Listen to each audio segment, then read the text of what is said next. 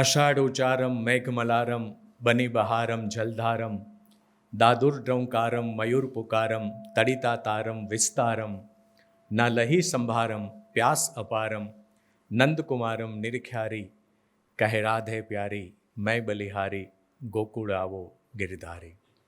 સરસ અષાઢી માહોલ છે અને આપ સૌ વિશ્વકોશના આંગણે પધાર્યા છો ત્યારે આજના વક્તા અમારા માર્ગદર્શક કુમારપાળ દેસાઈ સાહેબ અને આપ સૌનું હૃદયપૂર્વક સ્વાગત કરીએ છીએ.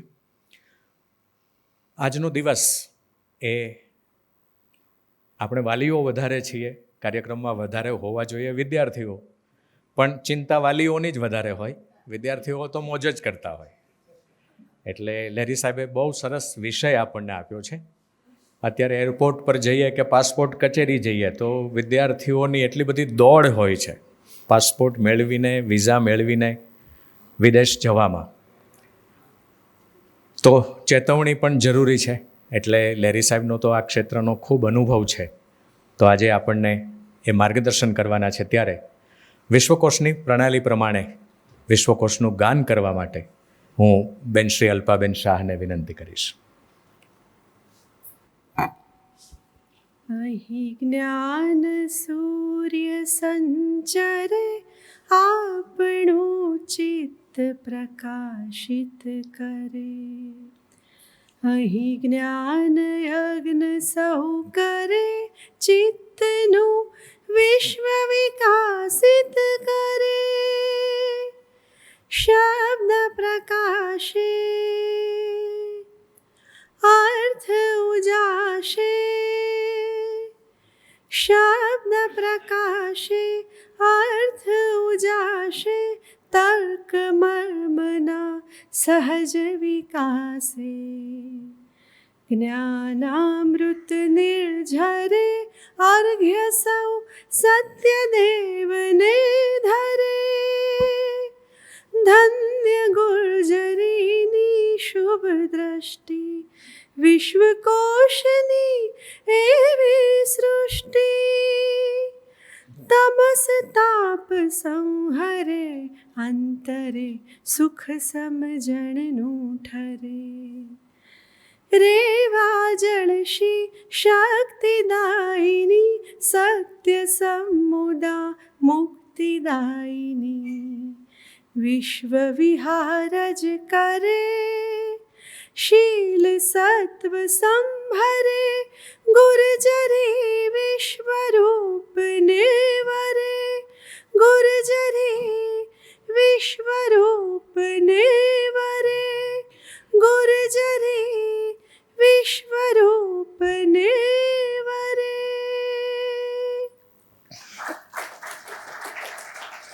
આભાર અલ્પાબેન. ગુર્જરી વિશ્વરૂપને વરે. 2 ડિસેમ્બર 1985થી શરૂ થયેલો આ યજ્ઞ અમદાવાદ એજ્યુકેશન સોસાયટીના એક મેસમાં, નાનકડી ઓફિસ, અને ત્યાં કુમારપાળ દેસાઈ સાહેબ અને નાનકડી ટીમ, અત્યારે તો ટીમ પણ મોટી છે, પણ એ સમયે 85થી શરૂ થયેલી આ પ્રવૃત્તિ 1989માં વિશ્વકોશનો પ્રથમ ભાગ અને 2009માં 26મો ગ્રંથ. તો માત્ર 20 વર્ષમાં 26 ગ્રંથોનું પ્રકાશન. અને અત્યારે ટેકનોલોજી આગળ વધી છે તો એને ઓનલાઈન મૂકી દેવાનો અને એનું પણ અપડેશનનું કામ અત્યારે ચાલી રહ્યું છે. ત્યારે આંગળીના ટેરવે વિશ્વકોશ આવી ગયો છે. અલ્પાબેને અહીંથી પ્રાર્થના પ્રસ્તુત કરી.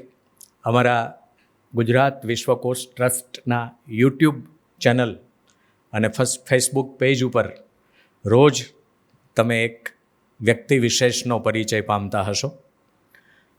રોજ પ્રસંગ માધુરી કે કોઈ બાલ વિશ્વકોશમાંથી નાનકડી સરસ સામગ્રી આપણા બાળકોને, આપણને ઉપયોગી થાય એવું દરરોજ અપલોડ કરવામાં આવે છે. છેલ્લા થોડા સમયથી અમે શબ્દો પણ મૂકવાનું શરૂ કર્યું છે.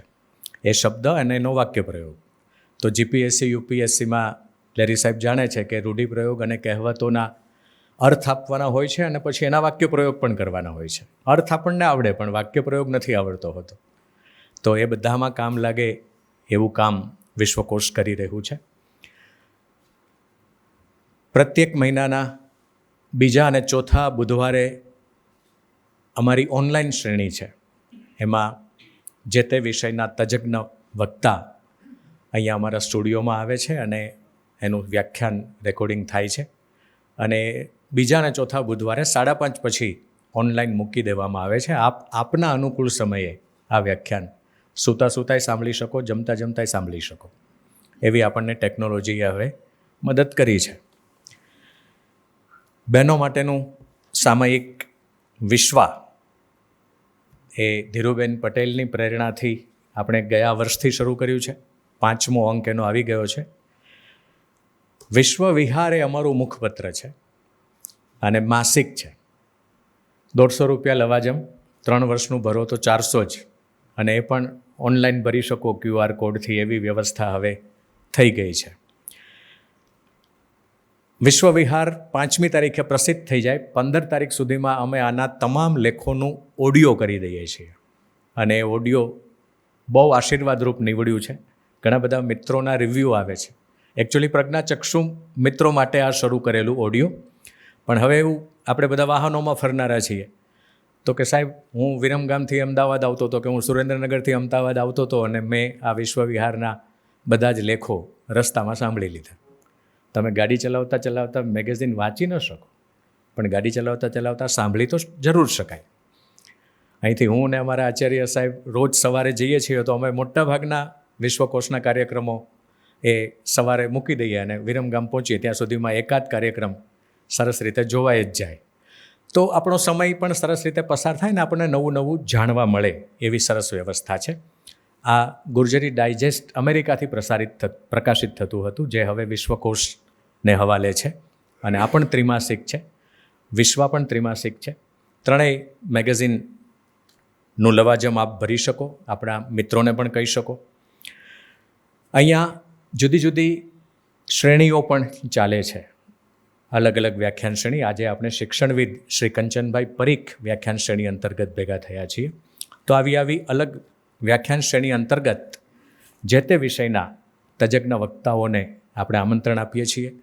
તમારામાંથી જ ઘણા મિત્રો સૂચન પણ કરે છે કે અમારે આ વિષય પર આ વક્તાને સાંભળવા છે. તો એ અમને ગમે છે કે તમને જે ભૂખ હોય એવું જ ભોજન મળે તો સોનામાં સુગંધ ભળે. તો આપ એવું પણ સૂચન કરજો કે આ વિષય વિશે આ વક્તા સારી વાત કરી શકે. તમે ક્યાંક સાંભળ્યા હોય ને તમને ગમી ગયા હોય તો એ પ્રસાદી આપણે બધાને આપીશું. અહીંથી નારીકોશ, મેડિકલ સાયન્સનો પરિભાષા કોષ, સંતકોશનું કામ ચાલી રહ્યું છે. ગ્રંથાલય વિજ્ઞાન કોષનું પણ કામ લગભગ પૂર્ણ થવાની તૈયારીમાં છે. અને તમામ અધિકરણોનું અપડેશનનું કામ ચાલી રહ્યું છે. એટલે સાહેબના માર્ગદર્શન હેઠળ, દેસાઈ સાહેબના માર્ગદર્શન હેઠળ અમે બધા સાહેબને દોડતા જોઈએ છીએ, એટલે અમારે વધારે દોડવું પડે, એ સીધી વાત છે. પણ કામ કરવાની મજા પડે છે, નવું જાણવા મળે છે, આપ સૌને મળવાનું થાય છે. અને આ બધી વ્યાખ્યાન શ્રેણીઓ દ્વારા આનું આપણે રેકોર્ડિંગ કરીએ છીએ. 3-4 દિવસ પછી એને એડિટ કરીને આપણી યુટ્યુબ ચેનલ પર એને મૂકીએ છીએ, જે કાયમને માટે આ વ્યાખ્યાન સચવાય છે. તો આજે આ વિશ્વકોશની પ્રવૃત્તિ વિશે મેં આપને માહિતગાર કર્યા. આજે શિક્ષણવિદ શ્રી કંચનભાઈ પરીખ વ્યાખ્યાન શ્રેણી અંતર્ગત પ્રશાસનવિદ લેરી સાહેબ આપણી વચ્ચે છે, ત્યારે હું બેન શ્રી શ્રેયસીબેન પરીખને વિનંતી કરીશ કે આપ અમારા સૌ વતી લેરી સાહેબનું ગ્રંથ પુષ્પ વડે સ્વાગત કરશો. શ્રેયસીબેન પરીખ આપણા સૌ વતી લેરી સાહેબનું સ્વાગત સન્માન કરી રહ્યા છે. આપણે તાળીઓથી વધાવીએ.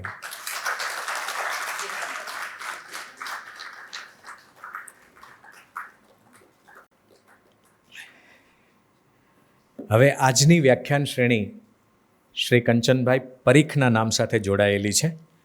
તો કંચનભાઈ પરીખનો પરિચય આપવા માટે અને આજે જે વ્યાખ્યાન આપવાના છે એવા આપણા સૌના લેરી સાહેબનો પણ થોડો વિગતે પરિચય આપવા માટે હું બેન શ્રી પ્રીતિબેન શાહને વિનંતી કરું છું. શ્રી પ્રીતિબેન.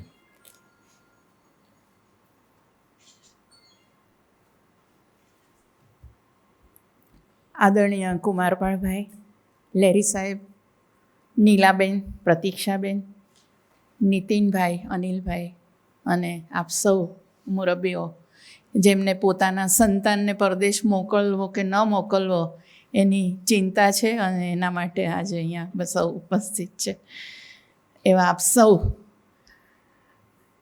કંચનભાઈ પરીખ વ્યાખ્યાન શ્રેણીમાં જ્યારે શરૂઆત થઈ, આમ તો અમારી જુદી જુદી વ્યાખ્યાન શ્રેણીઓ ચાલતી હોય છે, પણ જે લોકોને કોઈક એવી ઈચ્છા હોય કે તો શ્રેયસીબેનને એમ થયું કે મારે કંઈક કરવું છે, પણ કંચનભાઈ એટલા એક મોટા શિક્ષણવિદ કે આપણે એનું શિક્ષણ વિષયક કોઈક શ્રેણી થાય એવી એમની ઈચ્છાને માન આપીને આ વ્યાખ્યાન શ્રેણી શરૂ કરી. કંચનભાઈનો મારે પરિચય પાછલા સમયમાં કે જ્યારે હું વિશ્વકોશમાં જોડાઈ ત્યારે કંચનભાઈ વિશ્વકોશના ટ્રસ્ટી હતા અને અવારનવાર બધા કાર્યક્રમોમાં મેં એમને બોલતા સાંભળેલા અને બહુ જ સરસ વક્તવ્ય, હ્યુમરસ પાછું, એટલે એ આજે પણ મને એની સ્મૃતિ છે. પણ શિક્ષણમાં એમણે બહુ મોટું કામ કર્યું. એ પછી પ્રાથમિક, માધ્યમિક, ઉચ્ચ માધ્યમિક, સમાજ શિક્ષણ, ગ્રંથાલય સેવા, માતૃભાષાનો વિકાસ, વિશ્વકોશનું નિર્માણ, ડિસ્ટન્સ એજ્યુકેશન અને ખાસ તો ભારત જાપાનની મૈત્રી, આવા વિવિધ ક્ષેત્રે એમણે ખૂબ મોટું પ્રદાન કર્યું. અત્યારે આપણે યુનિવર્સિટીની સ્થિતિ જોઈએ છીએ તો એ સમયે પણ કોઈક પ્રશ્નો તો હશે જ. આમ છતાં એમણે લગભગ 1955થી 80 સુધી યુનિવર્સિટીના રજિસ્ટ્રાર તરીકે કામ કર્યું અને 82થી 86 સુધી તેઓ પ્રો વાઇસ ચાન્સેલર રહ્યા અને એ જ રીતે તેઓ નિવૃત્ત થયા. પરંતુ આ સમયગાળા દરમિયાન એમણે જે વિકાસ કર્યો, એમણે જે શિક્ષણને જે અમુક સ્તર સુધી લઈ જવું હતું, એમાં એમનો બહુ મોટો ફાળો છે. અને એમને પરદેશની સરકારો, ભારતની સંસ્થાઓ એના આમંત્રણથી તેઓ ખૂબ ફર્યા. America, UK, France, West Germany, Japan, Singapore, Malaysia, અને એક બહોળો અનુભવ, વ્યાપક દ્રષ્ટિ એમણે મળી. અને પણ આ બધા પ્રવાસમાં એમના કેન્દ્રમાં હંમેશા શિક્ષણ રહ્યું. એમણે અનેક પુસ્તકો લખ્યા છે અને 30 કરતાં પણ વધુ વિષયોમાં એમણે, મેં કહું છું આ બધે ફરીને એમનું કેન્દ્ર સ્થાન શું હતું તો શિક્ષણ. એમણે ઘણા બધા વિષયોના અનુસ્નાતક વિભાગોની શરૂઆત કરાવી. એ સમયે, આજે તો આપણા માટે બિઝનેસ મેનેજમેન્ટ શબ્દ બહુ સામાન્ય લાગે છે, પણ એ સમયે એમણે બિઝનેસ મેનેજમેન્ટ, અવકાશ વિજ્ઞાન, કોમ્પ્યુટર વિજ્ઞાન, વન વિજ્ઞાન, ગ્રંથાલય વિજ્ઞાન માટે નવા ડિપાર્ટમેન્ટ શરૂ કરાવ્યા. ભારત જાપાન વિદ્યાર્થી એક્સચેન્જ, સ્ટુડન્ટ એક્સચેન્જની પ્રવૃત્તિ શરૂ થઈ.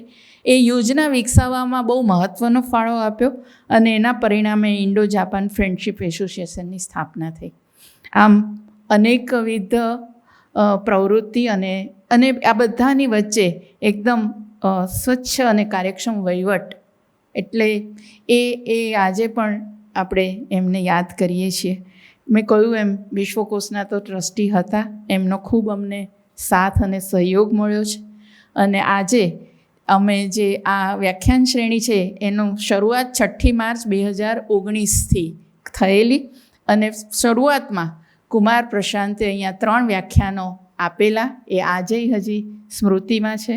એ પછી અનામિક શાહે શિક્ષણ નીતિ ઉપર, લાભશંકર પુરોહિત વિશે નિસર્ગ આહિર, ચિંતનભાઈ ભટ્ટ વિજ્ઞાન વિષયક, હરિદેસાઈ પત્રકારત્વ વિશે, અમૃત ગંગરે ફિલ્મ વિશે. આમ આ વ્યાખ્યાન શ્રેણી અંતર્ગત બધા જ શિક્ષણને કેન્દ્રમાં રાખીને આવા જુદા જુદા વિષયોને અનુલક્ષીને આ પ્રવૃત્તિ ચાલે, આ વ્યાખ્યાન શ્રેણી ચાલે, એવો અમારો પ્રયત્ન રહ્યો છે. આજે આ વ્યાખ્યાન શ્રેણીમાં અમને લેરી સાહેબ મળ્યા છે, એનો અમને ખાસ આનંદ છે.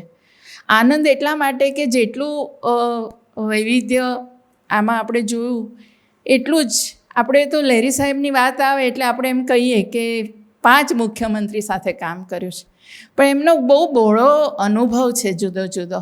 શરૂઆત એમને ઇન્ડિયન રેલવેથી કરેલી છે અને આઈએએસ થયા, ડિસ્ટ્રિક્ટ ડેવલપમેન્ટ ઓફિસર ગુજરાતમાં, કોટેજ ઇન્ડસ્ટ્રીઝના ડાયરેક્ટર એજ્યુકેશન ડિપાર્ટમેન્ટ સાથે કામ કર્યું છે.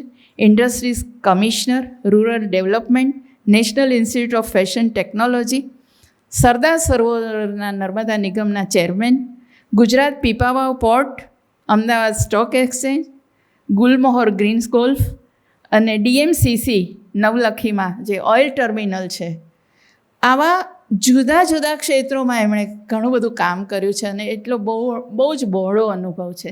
એમની સાથે જ્યારે આ વાત કરીએ ત્યારે આપણને ખબર પડે કે એમની દૃષ્ટિ કેટલી વ્યાપક છે અને અમને અમારા બહુ માર્ગદર્શક છે. કાંઈ પણ અમારે પ્રશ્ન હોય એટલે અમે ફોન કરીએ અને સૌથી મહત્ત્વની વસ્તુ છે એ છે કે અમે બહુ સહેલાઈથી એમનો સંપર્ક સાધી શકીએ. કોઈ સંકોચ, એટલું બધું સરળ વ્યક્તિત્વ છે. એક દિવસ હમણાં આવ્યા અને એમણે આ બધી પરદેશની વાત કરી તો કુમારપાળભાઈએ તરત જ ઝડપી લીધા કે આપણે આના વિશે જ વ્યાખ્યાન રાખીએ. તો અમને વિશ્વ વિહારમાં બહુ જ નિયમિત રીતે સાંપ્રત પ્રવાહો ઉપર બહુ જ સુંદર, આ વખતના જ વિશ્વ વિહારમાં વાંચવા જેવું છે. ભારત ચીન વિશે બહુ જ સુંદર લેખ લખ્યો છે, આગળ પાછળના સંદર્ભો સાથે. તો આજે આપણે સૌ લેરી સાહેબને સાંભળીએ. એમને હું વ્યાખ્યાન આપવા માટે નિમંત્રણ આપું છું.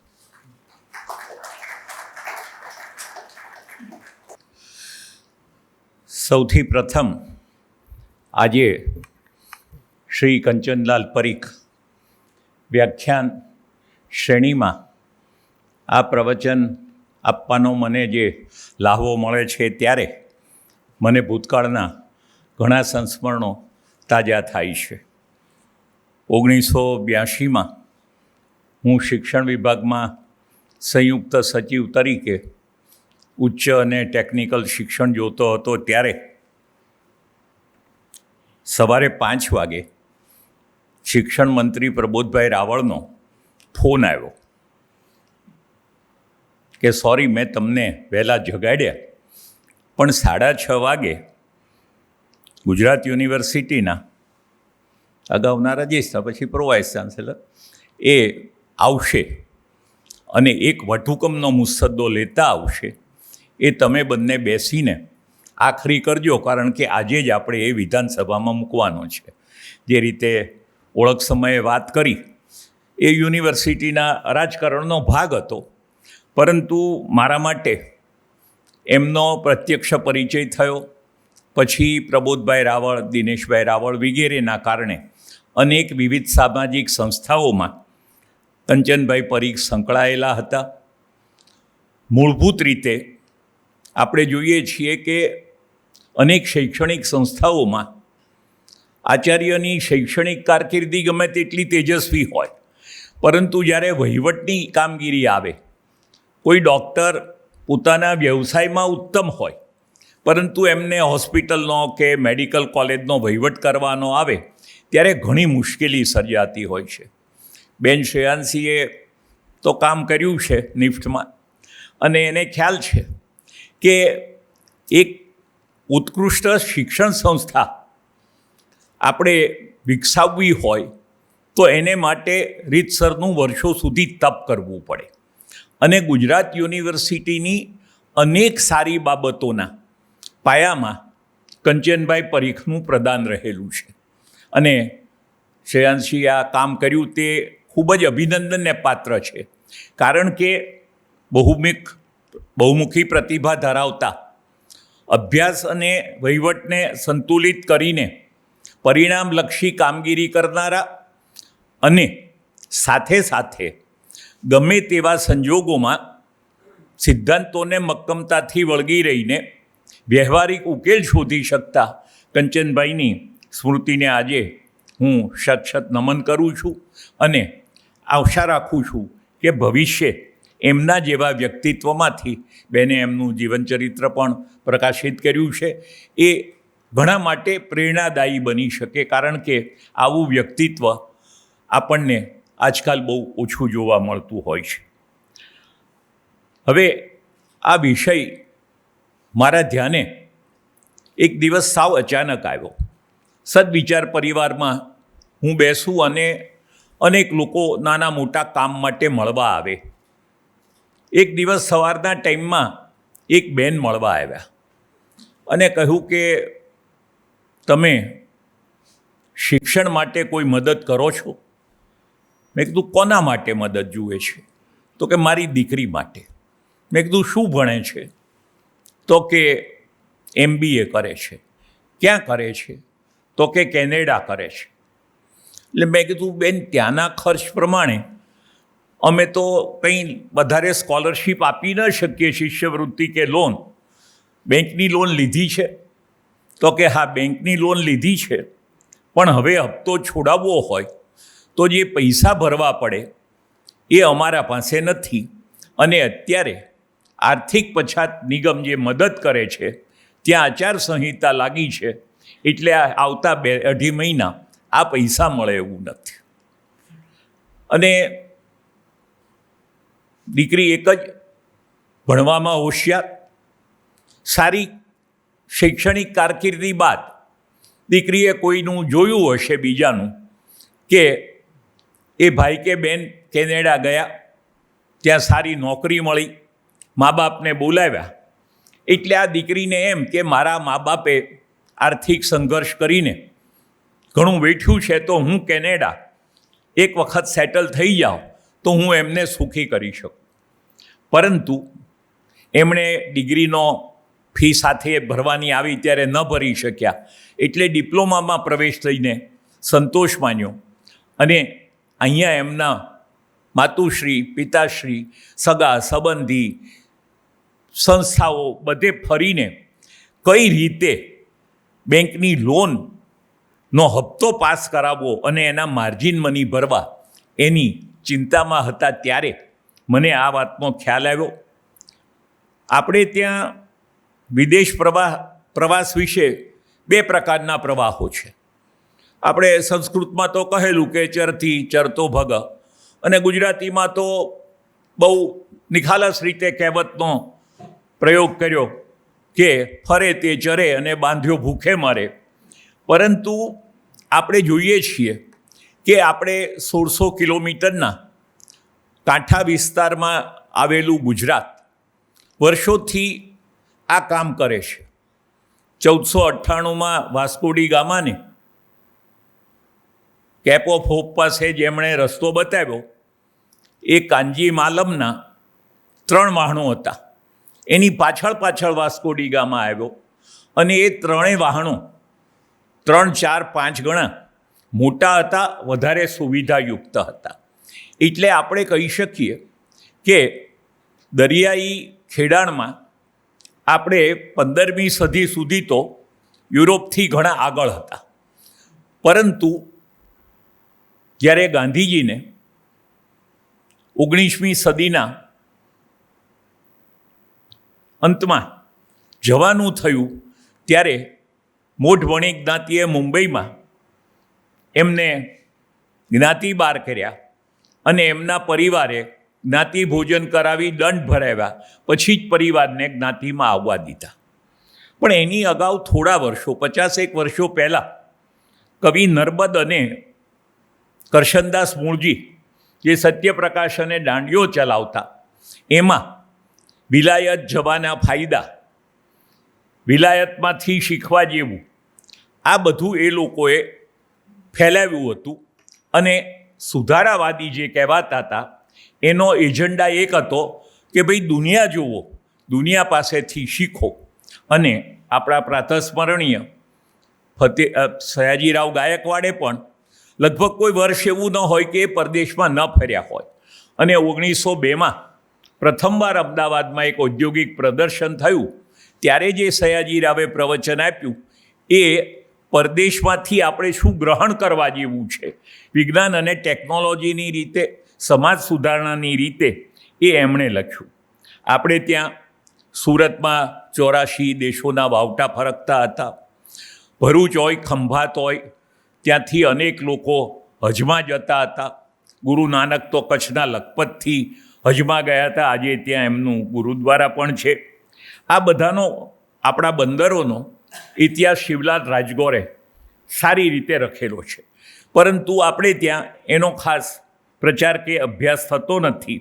આમ આપણે જો જોઈએ તો આપણે ત્યાં તો એક વધારાની કહેવત હતી કે જાવે કોઈ નર ન જાવે, જાવામાં કોઈ નર જાય નહીં, જાવે તો પાછો ન આવે.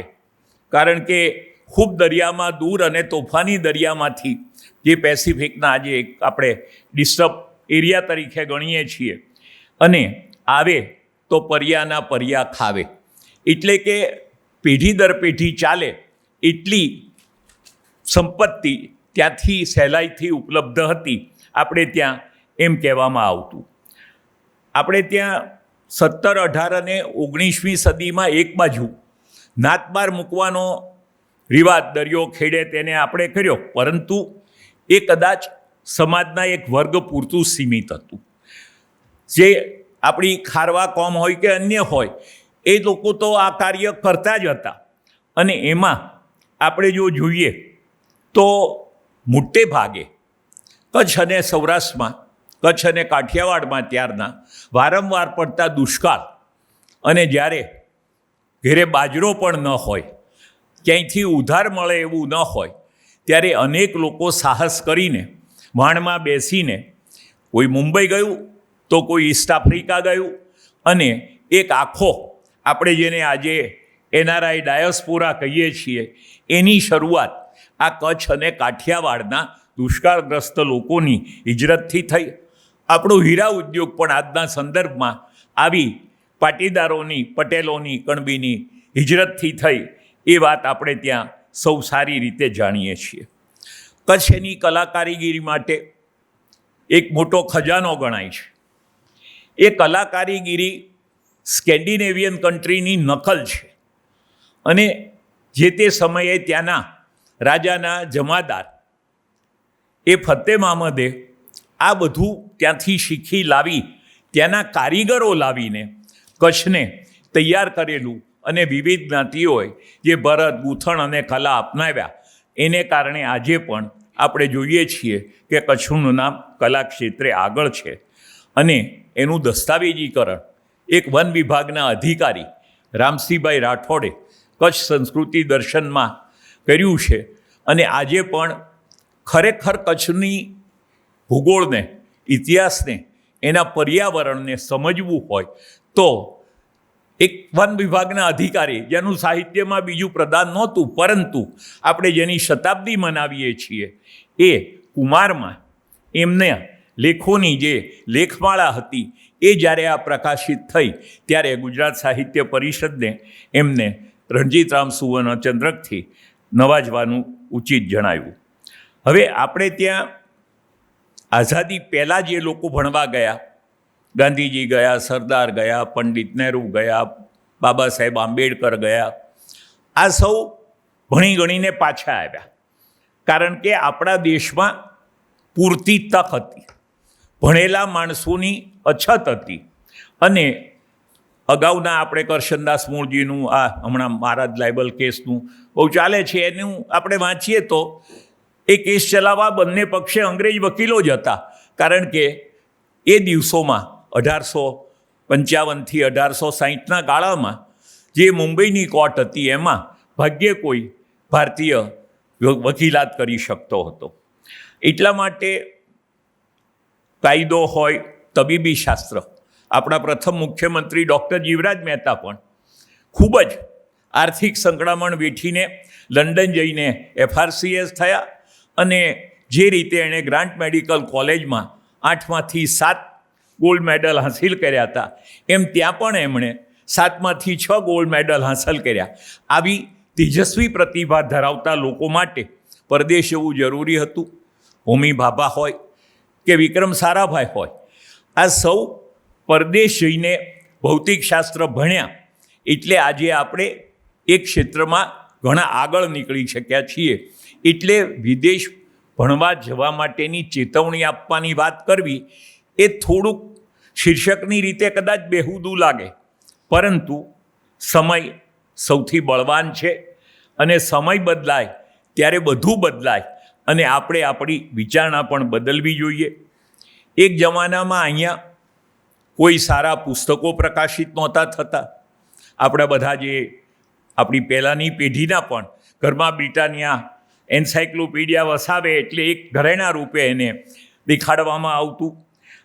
અનુભવી પ્રોફેસરોનો પણ અભાવ હતો, સંશોધનની પણ ખામી હતી.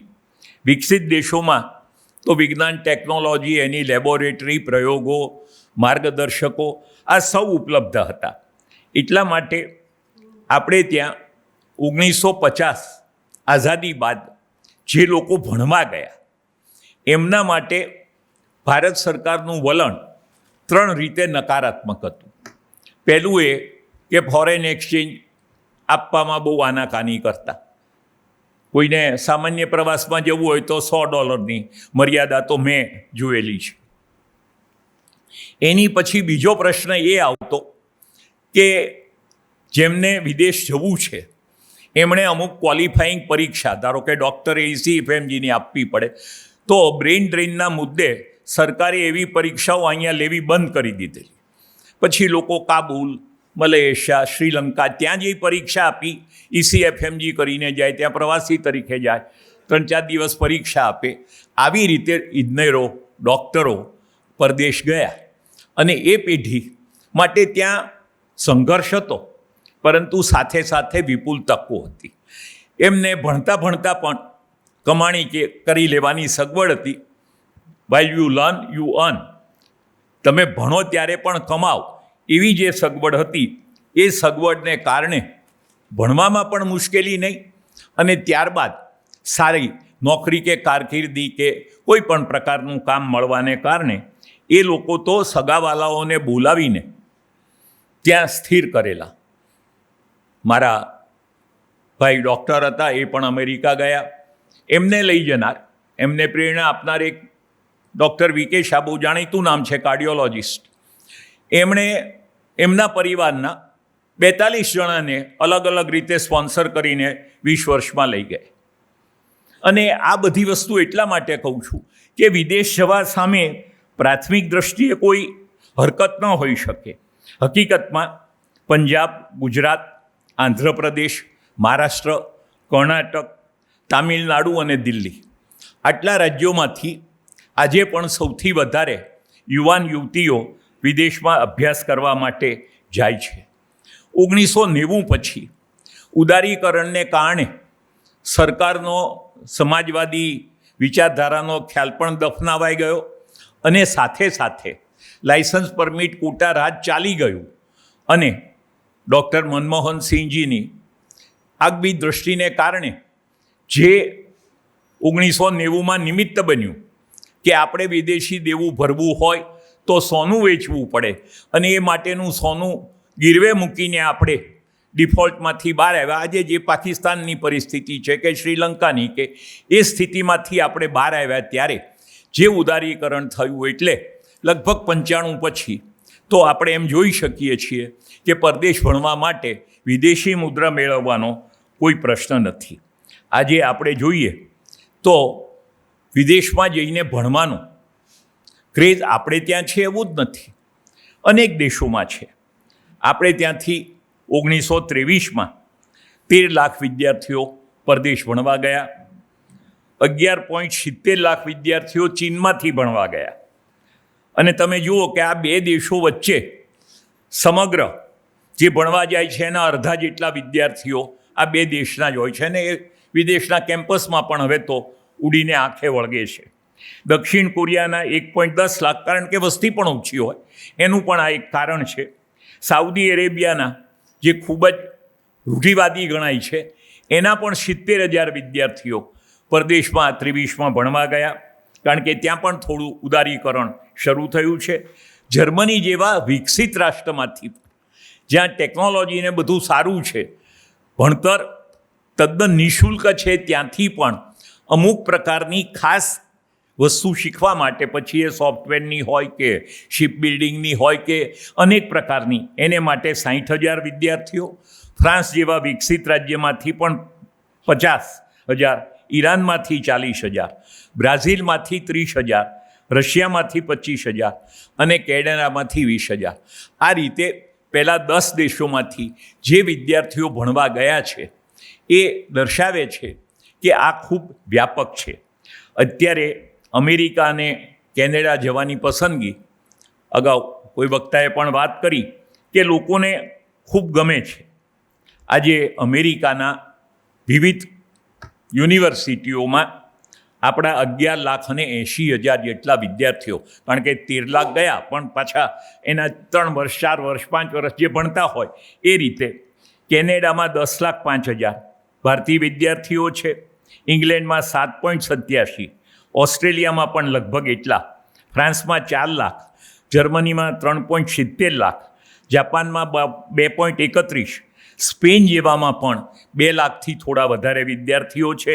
નેધરલેન્ડ સ્કેન્ડિનેવિયન કન્ટ્રીમાં 1.22 લાખ અને આપણાથી ખૂબ દૂર એવા આર્જેન્ટિનામાં પણ 1.18 લાખ, 1,18,000 વિદ્યાર્થીઓ ભણી રહ્યા છે.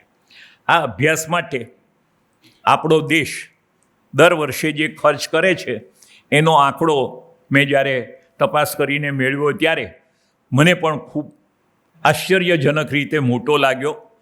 60 અબજ US$ દર વર્ષે ભારત વિદેશમાં ભણતા વિદ્યાર્થીઓને ફોરેન એક્સચેન્જ તરીકે આપે છે.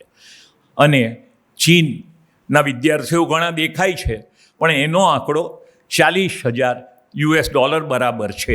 એટલે આપણે જોઈ શકીએ કે અત્યારે આપણે ખૂબ જ વિદેશ અભ્યાસ માટે આતુર છીએ, વિદેશ અભ્યાસ માટે આ કરીએ છીએ. પણ સાથે સાથે આપણે એક વાત સમજવી જોઈએ કે દર વર્ષે પરદેશની એલચી કચેરીઓ, હાઈ કમિશનર કચેરીઓ ત્યાંની યુનિવર્સિટીના માણસોને બોલાવીને અહીંના વર્તમાનપત્રો હોય, ચેમ્બર ઓફ કોમર્સ હોય કે અન્ય હોય, એ બધા મારફત પ્રદર્શન ભરે છે અને પોતાના અભ્યાસક્રમોનું માર્કેટિંગ કરે છે. 1-2 કલાક 2 કલાક બેસીને મેં જોયું તો યુવાનોમાં ઉત્સાહ છે કે હું કંઈક કરું. જેમ મેં આ દીકરીના કિસ્સાની વાત કરી, એની કથાને વ્યથાની, પણ એ ધ્યાનમાં આવ્યા વગર કે હું આ જાઉં તો આ થઈ જાઉં, યુક્રેનમાં જાઉં પણ હું ડૉક્ટર થઈ જાઉં. આ રીતે જે એમને ભણાવવામાં મગજમાં ઠસાવવામાં આવે છે એની પાછળ થોડીક વ્યાપારી ગણતરી છે. આ યુનિવર્સિટીઓ બધાને તગડું કમિશન આપે છે અને એને કારણે આ વિદ્યાર્થીઓને જરાક સ્વપ્નું હોય એ ફુગ્ગામાં આ બધા એજન્ટો હવા ભરવાનું કામ કરે છે કે થઈ જશે, બહુ સારું છે, જાઓ એટલે બેડો પાર. પણ મને ત્યારે યાદ આવે છે, હું નિફ્ટમાં હતો અને સૌથી પ્રથમ ફેશન અંગેની ઇન્સ્ટિટ્યૂટ અમેરિકામાં બની, ન્યૂયોર્કમાં, fashion institute of technology FIT. એના રિચાર્ડ સ્ટ્રેટલર કરીને ડાયરેક્ટર હતા. એ મળવા આવ્યા અને એમની પહેલી ફરિયાદ એ હતી કે તમે 3 વર્ષથી નિફ્ટમાં છો, FITમાં કેમ નથી આવ્યા? મેં કીધું મારે અહીંયા વિસ્તરણની કામગીરી ચાલે છે અને મારા અંગત કારણોસર હું નથી આવી શક્યો. પણ એ કહે કે હું તો તમારો આભાર માનવા આવ્યો છું. મેં કીધું આભાર શેનો? તો કે તમારા વિદ્યાર્થીઓ આ તમે મોકલો છો ને એનો. મેં કીધું કેમ? તો એ કહે કે મારે ત્યાં સૂચના છે કે ફોર્મમાં જ છોકરા છોકરીએ નિફ્ટ લખ્યું હોય એટલે એ ફોર્મ તપાસવાવાળા ભાઈ કે બેન એને લઈને તરત મારા પાસે આવે. એટલે હું એને પૂછું કે તમારે અહીંયા ભણવું છે ને? તો કે હા. તો કે તમને ખ્યાલ છે કે અમે શું ભણાવશું? તો કે ના. તો એ કહે કે અમે તમને નિફ્ટમાં ભણાવ્યું છે એટલે વધારે અમારે કંઈ ભણાવવાનું છે નહીં, પણ અમને તમારી ફીમાં બહુ રસ છે. મૂળભૂત રીતે આમાં કોઈ પરોપકાર કરતું નથી. આ ચેતવણી પહેલી વહેલી એ છે કે કોઈ એજન્ટ કે કોઈને પટ્ટી ભણાવે તો આપણે એમાં આવી જવાનું નથી. આપણે એનું તટસ્થ મૂલ્યાંકન કરવાનું છે. જે રીતે કોઈ પણ માણસ ઇન્વેસ્ટમેન્ટ કરે, અને થેચરિઝમ કહો, રેગન ઇકોનોમિક્સ કહો, એમાં એજ્યુકેશન ઇઝ એન ઇન્વેસ્ટમેન્ટ અને એનું કેટલું રિટર્ન મળે એની આખી ફોર્મ્યુલાને સોફ્ટવેર પણ આવે છે. આજના એ સોફ્ટવેરમાં પ્રોબેબિલિટી ઘટી છે, એના વળતર એકદમ નીચું ગયું છે અથવા તો નેગેટિવ થયું છે. ત્યારે જો આપણે આ ચેતવણી ન આપીએ તો મા બાપ અને વિદ્યાર્થીઓ ગેરરસ્તે દોરાય એ એક વાત છે, પરંતુ આખા પરિવારની જિંદગી જોખમમાં આવે છે. અનેક લોકો પરદેશમાં ગયા, મા બાપ પાસેથી પૈસા મળે એવું નથી, ત્યાં કોઈ કામ મળતું નથી. આ જે દીકરીની વાત એના મધરે કરી, એ દરરોજ 20 અરજી ઓનલાઈન કરે નોકરી માટે, નાનામાં નાની નોકરી માટે, પરંતુ ક્યાંય નોકરી ન મળે, કારણ કે જગ્યા જ નથી, ત્યાં પણ બેરોજગારી છે. તો એને કારણે આપણે એ જોવાનું કે વિદેશમાં આપણે ત્યાં ભણ્યા ગણ્યા એમ કહે છે કે ભાઈ અમેરિકામાં ચૂંટણી થાય તો કાં તો વાઇસ પ્રેસિડન્ટ ઇન્ડિયન ઓરિજિનના હશે, કાં એમના પત્ની ઇન્ડિયન ઓરિજિનના હશે. આ પરિસ્થિતિ છે, રાજકારણમાં છવાયેલા છે. 4 દેશોના વડાપ્રધાન ભારતના હોય, આયર્લેન્ડ હોય કે બ્રિટન હોય કે મોરેશિયસ હોય, આ બધાના આ જ્યારે માણસો આ કક્ષાએ પહોંચ્યા છે રાજકારણમાં, અર્થતંત્રમાં આપણે જોઈએ તો અમર્ત્ય સેનને નોબેલ પ્રાઇઝ મળ્યું, જગદીશ ભગવતીને, આ બધા આપણે ત્યાં છવાયેલા છે. લોર્ડ ભીખુ પારેખ છે, મલ્ટીકલ્ચરલિઝમ માટે એમને પણ આજે ત્યાં હાઉસ ઓફ લોર્ડમાં પહેલી એપોઇન્ટમેન્ટ મળી હતી. ચેરિટીમાં પણ ડૉક્ટર કિરણ પટેલે ત્યાંની યુનિવર્સિટીને મિલિયન્સ ઓફ ડોલર આપ્યા છે. અને અનેક વ્યવસાયો, નાસા હોય, માઇક્રોસોફ્ટ હોય, સિલિકોન વેલીની કંપનીઓ હોય, ભારતીયોની હાજરી 30-40% હોવી એ સામાન્ય ગણવામાં આવે છે. એટલે આપણે વિદેશનો લાભ લીધો છે, વિદેશનો લાભ લેવો જોઈએ, એમાં કશું ખોટું નથી. પરંતુ આજના સંદર્ભમાં સમજ્યા વિના જ્યારે આ 5 અંગ્રેજીમાં શરૂઆતથી જ શિક્ષણ આપતા દેશો છે, અમેરિકા, કેનેડા, UK, ઓસ્ટ્રેલિયા અને અમુક અંશે સિંગાપુર, આ દેશોમાં જે ભણવા જાય છે એમના માટે ખર્ચ વધતો ચાલ્યો છે. આજે જેવો કોર્સ, જેવી જગ્યા, જેવી યુનિવર્સિટી, 1.5 થી 3 કરોડ રૂપિયાના ખર્ચે કોર્સ માંડ પૂરો થાય એવી પરિસ્થિતિ હોય ત્યારે દેવું કરીને ભણવા તો ન જ જવાય, એ વાત આપણે બહુજનને પહોંચાડવાની છે. અશ્વિનભાઈએ કહ્યું કે વિદ્યાર્થીઓની હાજરી જોઈએ. મારે ત્યાં 220 વિદ્યાર્થીઓ આ સ્પર્ધાત્મક પરીક્ષાની તૈયારી કરવા દરરોજ આવે છે. એટલે એ લોકોની પહેલી વિનંતી આવીને એ જ કરી ગયા કે અમે ત્યાં સુધી નહીં આવીએ, પણ લિંક લઈને યુટ્યુબ ઉપર અમે આ સાંભળીને સમજી શકીએ એવી વ્યવસ્થા કરજો. એટલે આપણે ત્યાં આજે નવી સવલત છે તેને કારણે વ્યક્તિગત હાજરી કરતાં અનેક લોકો આજે વિશ્વકોશને યુટ્યુબ ઉપર ફોલો કરે છે. અને આપણે જ્યારે આનો વિચાર કરીએ ત્યારે સામાન્ય રીતે એક સમય હતો, મારા મોટાભાઈ નરેન્દ્રને ડૉક્ટર થઈને ગામમાં પ્રેક્ટિસ કરે, મેં એને 6 કલાક સમજાવીને કહ્યું કે ભાઈ તારાને પરિવારનું ભવિષ્ય તું અમેરિકા જા એમાં છે. જે અગાઉ ગયા હતા એમના મિત્રો એમના દ્વારાની વાત દ્વારા આ કર્યું. પરંતુ આજે પ્રોત્સાહનને બદલે આપણે પ્રશ્નાર્થ શા માટે ઊભો કરીએ છીએ કે વિદેશના અભ્યાસનો ખર્ચ હવે જંગી રકમમાં છે, વિદેશમાં નોકરીઓનો અભાવ છે, અને સૌથી વધારે તો ટ્રમ્પ ચૂંટાય કે અન્ય કોઈ ચૂંટાય, ઇમિગ્રેશન અંગેના જે કાયદા છે એમાં મોટા ફેરફાર થઈ રહ્યા છે. ત્યાં ભણીને નોકરી કરવા દે એવી શક્યતા હવે નહીવત થતી જાય છે. ત્યાં મોંઘવારી વધી છે, અને આપણે અમદાવાદમાં નથી, અહીંયા પીજી માટે જાહેરાત કરે છે, ત્યાં પીજીમાં રહેવા માટે કેનેડાના અનેક શહેરોમાં આપણા વિદ્યાર્થીઓને કારણે જગ્યા નથી, ભાડા મોંઘા થઈ ગયા છે. ડિમાન્ડ સપ્લાયના લો ઉપર એની કિંમત નક્કી થાય છે. ભણતા ભણતા કમાવાની તકો અગાઉ કરતાં લગભગ ઓછામાં ઓછી થઈ ગઈ છે. કેનેડામાં તો અનેક શહેરોમાં સરકાર આશ્રિત ખાલિસ્તાનીઓનો ઉપદ્રવ પણ આપણા ભારતીયો અને ખાસ કરીને વિદ્યાર્થીઓને નડે છે. રૂપિયાનું સતત અવમૂલ્યન થાય છે, અને વિમાની ભાડા સિઝન પ્રમાણે ક્યારેક એટલા બધા વધી જાય છે કે પરિવારને જવું હોય કે વિદ્યાર્થીને પાછા આવવું હોય તો એ પરવડે નહીં તેવી પરિસ્થિતિ છે. અહીંયા ભણી ગણીને પાછા આવે તો કોઈ પોંખવાનું નથી. અહીંયા એમને માટે ફરી સંઘર્ષ અને અનિશ્ચિતતાનો માહોલ છે ત્યારે એમને માટે ત્યાં કરેલો ખર્ચ કઈ રીતે પરત આવે એ પ્રશ્નનો સૌથી પ્રથમ વિચાર કરવો જોઈએ. વિદેશની મેડિકલ સારવાર અને વીમાના ખર્ચમાં પણ આપણે ધારીએ એના કરતાં ખૂબ મોટો વધારો થયો છે. આજે આપણા ત્યાંની કમાણી કરતાં અનેક NRI અહીંથી દવા કોઈ જોડે મંગાવીને વાપરે છે, કારણ કે અહીંયા જે દવા 100 રૂપિયામાં આવતી હોય એ ત્યાં સીધી 10,000માં મળતી હોય છે. 100 ગણો ભાવ વધારો હોવાને કારણે આ વસ્તુ પણ બનતી હોય છે. અને દેવું આપણે જો કરીએ તો વ્યાજ સાથે એ તો વધતું જાય, અને નોકરી ન મળે તો એ ભરવામાં ડિફોલ્ટ થાય ત્યારે પરિવાર માટે પણ જે કાંઈ મિલકત મોર્ગેજ મૂકી હોય એ પણ બેંક લેવાની કોશિશ કરે ત્યારે મુશ્કેલી થાય છે. અગાઉ ભારતમાં અનેક વિષયોમાં ઉચ્ચ શિક્ષણનો અભાવ હતો. ધારો કે ફેશનનું શિક્ષણ એટલા માટે કે રેડીમેડ ગાર્મેન્ટ ઉદ્યોગના હાડ સમાન છે, તો એ 86 સુધી ઇન્ડિયામાં હતું જ નહીં. ત્યારે આજે ચોરે ને ચોટે ફેશન ઇન્સ્ટિટ્યૂટો ખુલી છે, અને આપણે ત્યાં જેટલા કપડાં તૈયાર આપણે પહેરીએ છીએ, લગભગ 2 અબજ આપણે ખરીદીએ છીએ, પણ 4 અબજ કપડાં તો નિકાસ થાય છે, અને કોઈને મેન પાવરની તંગી નથી પડતી.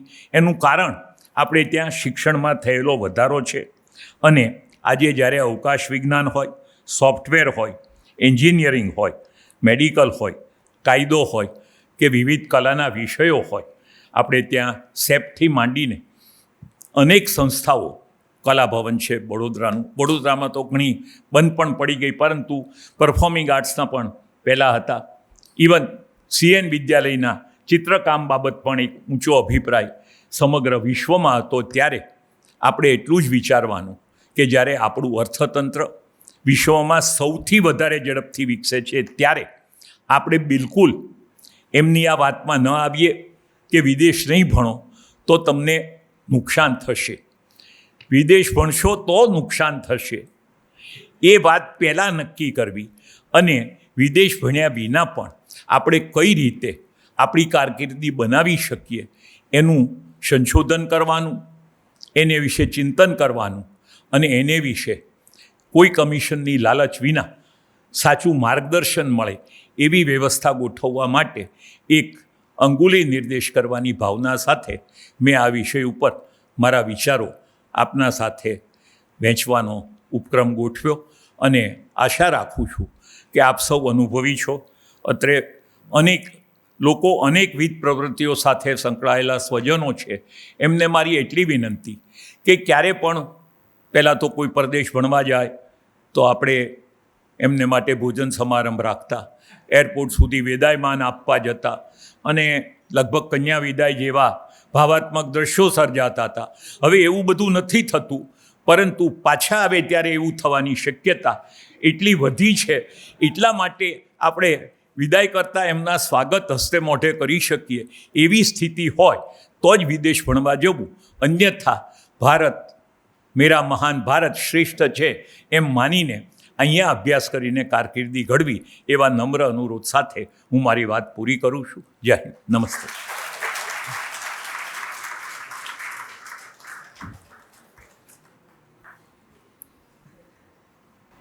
વાસ્કોડી ગામાથી લઈને